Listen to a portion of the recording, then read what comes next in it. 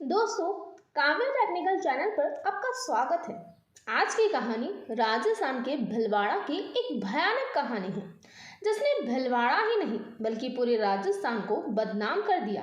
आपने दिल्ली के तंदूर कांड की कहानी तो सुनी होगी। उसी कांड से मिलती जुलती ये घटना है कोयला भट्टी कांड की। कहते हैं अगर किसी की मदद करें तो उस मदद का फल हमें अच्छा ही मिलता है, मगर आज की घटना सुन लोग किसी की मदद करने से पहले 100 बार सोचेंगे। आज की कहानी है 14 वर्षीय पायल और उसके परिवार की। इस कहानी में पायल और उसके परिवार के लिए उपयोग किए गए नाम काल्पनिक है, मगर आरोपियों के नाम और ये घटना बिल्कुल सत्य है। तो चलिए कहानी शुरू करते हैं। मगर दोस्तों, आपसे निवेदन है, अगर आपको हमारी ये वीडियो अच्छी लगे तो प्लीज़ लाइक, शेयर और चैनल को सब्सक्राइब ज़रूर करें। राजस्थान के भीलवाड़ा शहर में एक किसान परिवार रहता है, जिसमें साल 2010 तक 3 सदस्य थे। एक परिवार का मुखिया रामलाल, उसकी पत्नी आशा और दोनों का एक बेटा शंकर। साल 2011 में इस घर में एक बच्चे का जन्म होता है, जिसका नाम रामलाल पायल रखता है।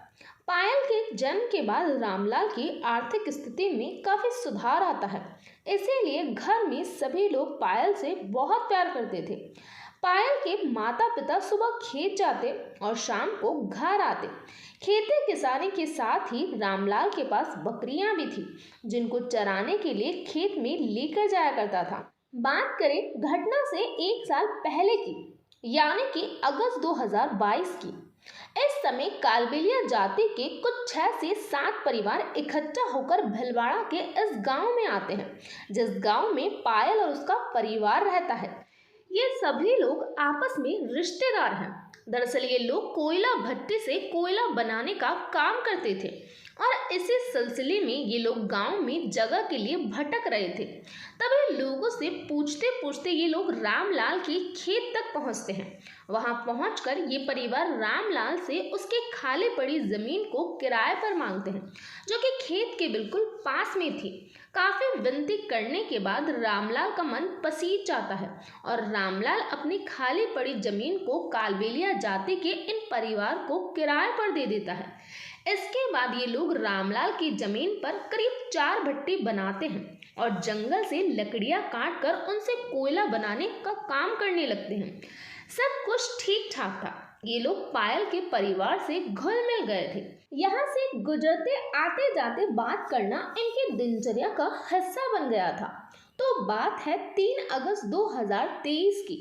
रामलाल अपनी पत्नी और बेटे के साथ किसी रिश्तेदार के यहाँ गया हुआ था, लेकिन जाते वक्त रामलाल कहना कालबेलिया को बोल कर गया था कि वो लोग दोपहर तक लौट आएंगे।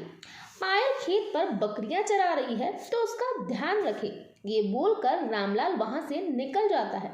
पायल हंसती खेलती हुई बकरियां चराने के लिए घर से निकलती तो है, मगर शाम 3 बजे तक पायल घर पर नहीं आती है, लेकिन उसकी सारी बकरियां घर पर आ पहुंचती है। शाम 4 बजे तक रामलाल भी घर आता है। घर आने पर रामलाल देखता है कि सभी बकरियां घर पर हैं, मगर पायल कहीं नजर नहीं आ रही थी। रामलाल बेटी पायल को आवाज लगाता है, आसपास के लोगों से अपनी बेटी की खोज खबर लेता है, मगर पायल का कहीं कुछ पता नहीं चलता। बेटे के गायब होने से रामलाल परेशान होकर इधर उधर भागता दौड़ता खेत पहुंचता है, मगर पायल का वहां भी कुछ पता नहीं चलता है। बेटे के ऐसे अचानक गायब होने से रामलाल की तबीयत बिगड़ जाती है। उस वक्त रामलाल की पत्नी और बेटा रामलाल को घर ले आते हैं। अभी तक शाम के 7 बज चुके थे और चारों तरफ अंधेरा होने लगा था। अब तक पूरा गांव भी रामलाल की चीख पुकार सुनकर इकट्ठा हो जाता है। अब गांव के लोग रामलाल के साथ मिलकर पायल की तलाश में जुट जाते हैं। गांव के सभी लोग अलग अलग जगह पर पायल को ढूंढते हैं, मगर अब तक पायल का कोई सुराग नहीं मिला। तभी तलाश करते करते रामलाल को अपने खेत से थोड़ी दूरी पर उसकी चप्पल मिलती है। ये चप्पल एक कोयला भट्टी से कुछ ही दूरी पर मौजूद थी। अब यहाँ एक गौर करने वाली बात थी। उस दिन बारिश हो रही थी और अक्सर बारिश में इन लोगों के द्वारा भट्टियां नहीं जलाई जाती थी, और उस दिन एक कोयला भट्टी चालू थी जिसमें से अजीब सी दुर्गंध भी आ रही थी। जब रामलाल और ग्रामीण उस भट्टी के पास पहुंचते हैं तो कालबेलिया जाति के ये सभी लोग वहां से भागने लगते हैं। इनको भागता देख गांव के सभी लोग इनको पकड़ लेते हैं और पुलिस को सूचना देते हैं। रामलाल उस जलती हुई भट्टी के पास पहुंचता है तो उस भट्टी में पायल के कान के झुमके, उसके हाथ के कड़े और पंजे की कुछ हड्डियां मौजूद थी, जिन्हें देखकर रामलाल जोर जोर से रोने लगता है। आरोपियों को गांव के चौपाल पर ही बांधकर उनसे पूछताछ की जाती है और पूछताछ की जो कहानी सामने आई वो कुछ इस प्रकार थी। दरअसल आरोपी कान्हा ने बताया कि पायल पर उसकी कई दिनों से गंदी नजर थी और कई दिनों से वो इसी तरह के मौके की तलाश कर रहा था। जब उसे वो मौका मिला तो वो इस मौके को अपने हाथ से नहीं देना चाहता था। घटना के दिन कान्हा जबरदस्ती पकड़कर पायल को अपने साथ ले आया और अपनी झोपड़ी में जबरन पायल का रेप किया। जब काफी समय तक कान्हा वापस नहीं आया तो उसका एक अन्य रिश्तेदार कालू कान्हा को झोपड़ी में देखने गया तो वहां कालू ने पायल को बिना कपड़ों के देखा। कान्हा ने भी शुरू से लेकर अंत तक की कहानी कालू को बता दी। इसके बाद कालू ने भी पायल का रेप किया। कालू के रेप करने के बाद पायल ने भागने की कोशिश की, जिसमें कुछ हद तक पायल सफल भी हो गई, लेकिन कान्हा फिर से पायल को पकड़ कर ले आया और एक बार फिर से पायल का रेप किया। अब पायल का चीखना शुरू हो चुका था, इसीलिए कान्हा ने पायल के सिर पर एक भारी डंडे से वार किया, जिससे पायल वहीं पर अधमर्य हो गई। अब तक कान्हा और कालू के परिवार के लोग झोपड़ी में आ चुके थे। पायल का हाल देखकर सभी लोग डर गए थे कि अगर ये बात बाहर आई तो पुलिस और गांव वाले उन्हें नहीं छोड़ेंगे।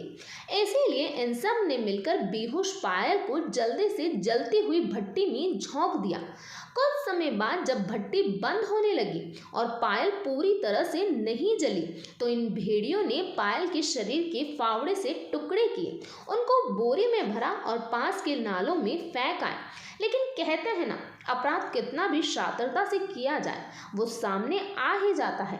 कान्हा कालू सहित करीब 10 लोगों को पुलिस ने गिरफ्तार किया था। फिलहाल ये मामला अदालत में चल रहा है।